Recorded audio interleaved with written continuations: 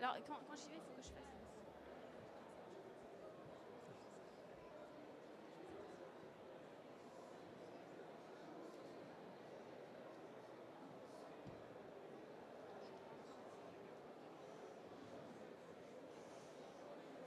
Bonjour et bienvenue dans cette table ronde sur les aidants.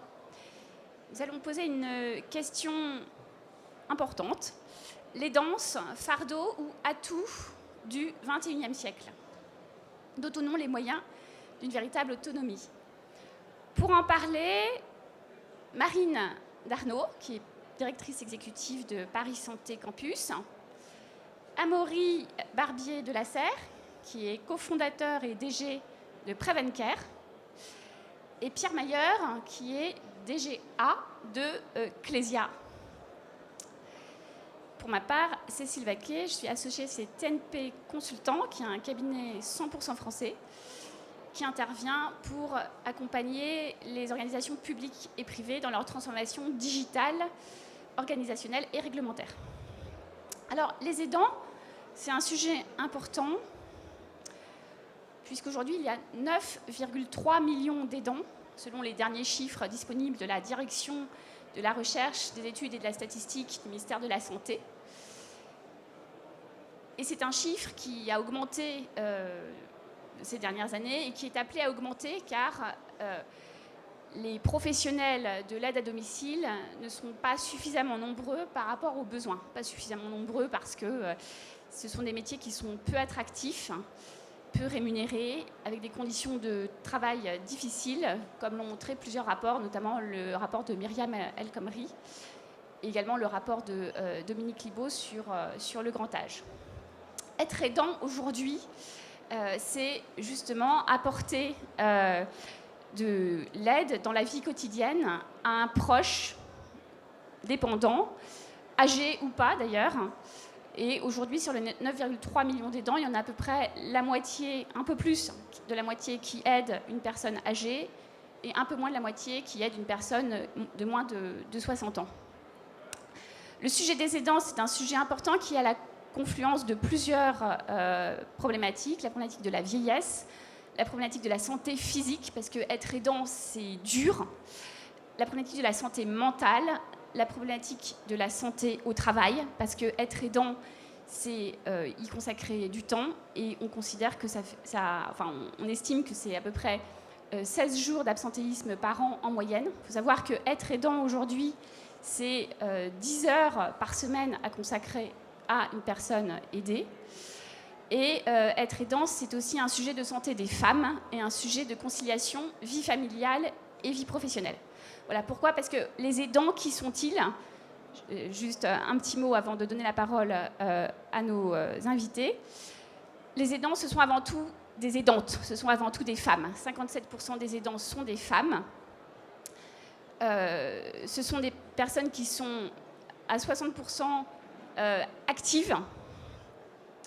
On le sait peu, mais l'âge moyen d'entrée dans l'aidance a rajeuni. C'est 39 ans autrefois, maintenant c'est 36 ans. Et aujourd'hui, un salarié sur 4 est aidant, mais il ne le sait pas forcément, il ne se l'avoue pas forcément. C'est de tout ça que nous allons parler. Avec, pour commencer, Pierre.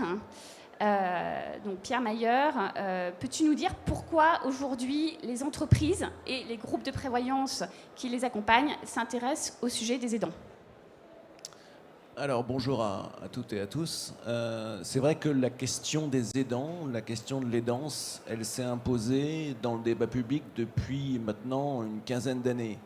C'est finalement quelque chose de très récent. Il a fallu attendre la loi de décembre 2015 pour reconnaître, je dirais, alors non pas le statut, hein, c'est ce qui est demandé par un certain nombre d'associations, mais en tout cas cette appellation, au moins cette appellation de qu'est-ce que c'est qu'un aidant. Alors nous, Clésia, groupe de protection sociale, donc on est caisse de retraite complémentaire, et c'est à ce titre, c'est avec ce métier-là, c'est avec ce prisme-là qu'on a commencé à s'intéresser évidemment aux aidants, à la fois sur notre population retraitée, et puis un peu en écho on a commencé également à s'intéresser aux salariés se retrouvant en situation d'aidant, notamment de personnes âgées.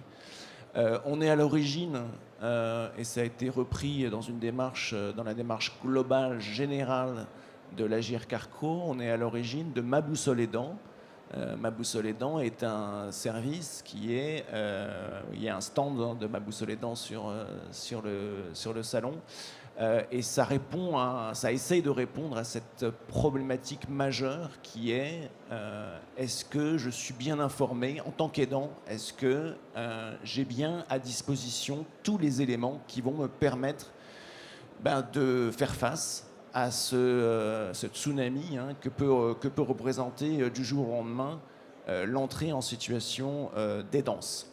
Et notamment, quelles sont les démarches à réaliser, parce qu'il y a il peut y avoir l'aspect médical, il peut y avoir l'aspect de réponse en termes d'aide humaine, mais il peut y avoir toute une série de questions, et c'est pas seulement la question financière qui est la première qui est posée. Voilà, donc on a commencé avec ce prisme caisse de retraite, et puis évidemment, en tant qu'assureur santé et prévoyance des branches professionnelles et des entreprises, on a pu voir le fait que, contrairement peut-être aux idées qu'on avait, aux idées reçues qu'on avait, plus de la moitié des aidants travaillent. Hein. C'est plus de la moitié des aidants travaillent. Et donc, comme tu l'as très bien dit, Cécile, ça pose des questions de présence dans l'entreprise, d'absentéisme ou de présentéisme, c'est-à-dire je suis présent dans l'entreprise, mais en fait je suis complètement occupé, ma bande passante est complètement occupée par ma situation d'aidant, et donc il faut apporter des solutions à cette situation, à la fois pour des raisons de performance économique, bien sûr, mais également pour des raisons de performance sociale. Dans le secteur public, je pense également qu'on est persuadé de l'aidance. Tout d'abord, en termes de plateforme, vous avez la plateforme de la CNSA, la Caisse nationale de solidarité pour l'autonomie, avec dès l'entrée, c'est-à-dire dès que vous vous connectez sur ce site, une arrivée personne âgée et une arrivée personne en situation de handicap. Et à chaque fois, on précise pour la personne et ou pour son proche. Et à partir de là, pourquoi est-ce qu'on a cette double entrée? Parce que les problématiques ne sont pas similaires. Quand vous êtes une personne âgée, vous allez être parfois confronté à une maladie dégénérative, et donc il y a des spécificités sur la maladie d'Alzheimer, sur la maladie de Parkinson, etc. Et lorsque vous êtes une personne en situation de handicap, eh bien c'est tout le parcours qu'il va falloir accompagner, et c'est la raison pour laquelle, au-delà des démarches administratives, vous avez Mon Parcours Handicap, toujours sur ce même site, qui va traiter de la scolarité, des études supérieures, de l'insertion professionnelle, de l'emploi, etc. Donc vous voyez, vous avez un guichet au niveau national pour répondre à la plupart de vos questions. Vous avez, et vous l'avez bien signalé, au niveau de chaque département, puisque c'est à ce niveau-là, à cet échelon territorial-là que se traitent les sujets d'autonomie.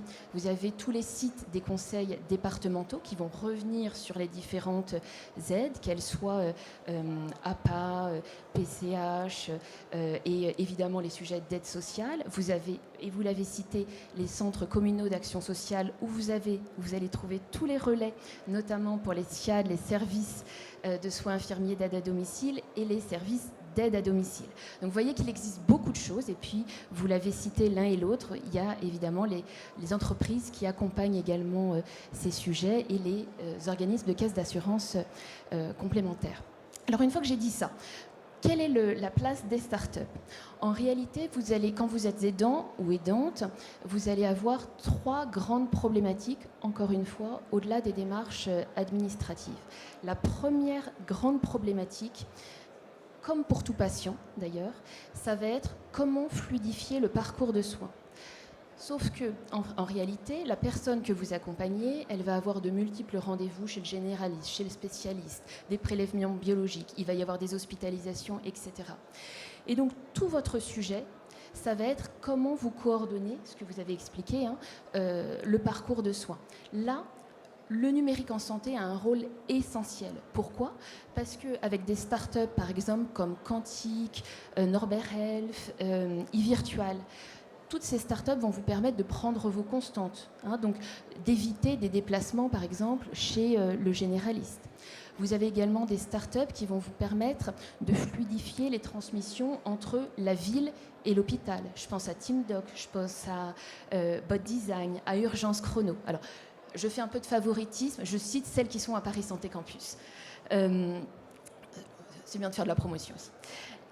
La deuxième grande problématique, ça va être, une fois que vous avez installé ce parcours de soins, comment est-ce que vous faites face à l'urgence ? Parce que il peut y avoir des ruptures, il peut y avoir des chutes, et à ce moment-là, c'est comment vous trouvez en 2 heures le rendez-vous, le professionnel de santé qui va pouvoir accompagner votre personne âgée ou en situation de handicap. Typiquement, une société comme Medicalib, toujours à Paris Santé Campus, répond à ce type de besoin.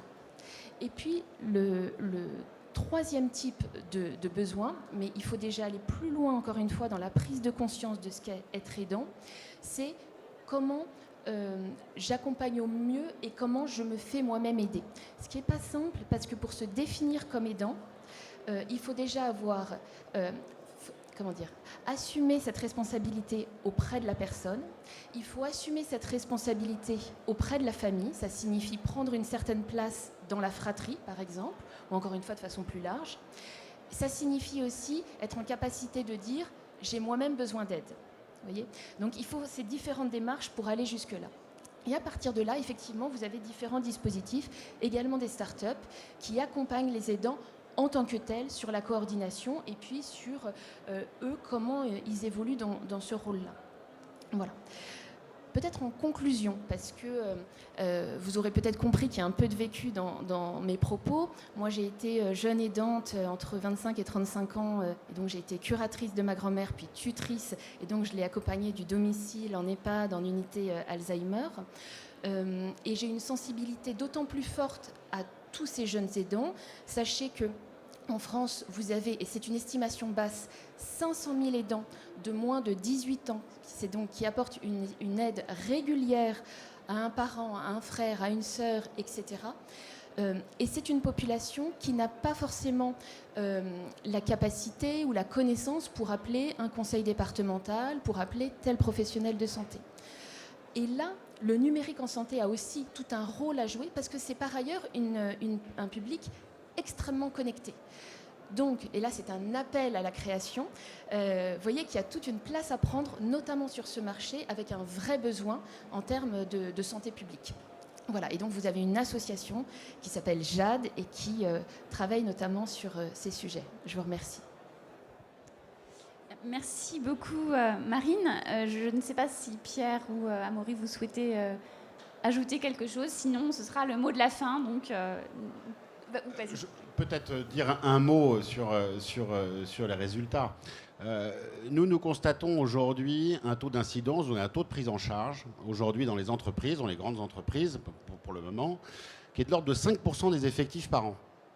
Si je vous prends un exemple qui est le dernier en date, qui est la société Sanofi, 50 000 salariés dans le monde, c'est en 5 semaines 250 prises en charge.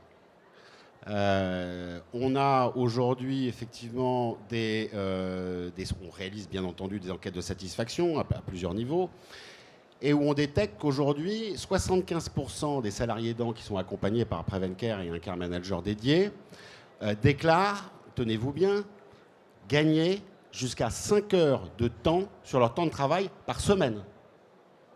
Voilà. Merci Amaury. Donc ça prouve bien que l'innovation facilite la vie des aidants. Et je pense qu'on peut terminer sur ce mot. Voilà. Pardon ? Voilà, on nous avait dit d'aller vite parce que d'éminentes personnes doivent occuper notre place très rapidement. Voilà. Merci pour votre attention.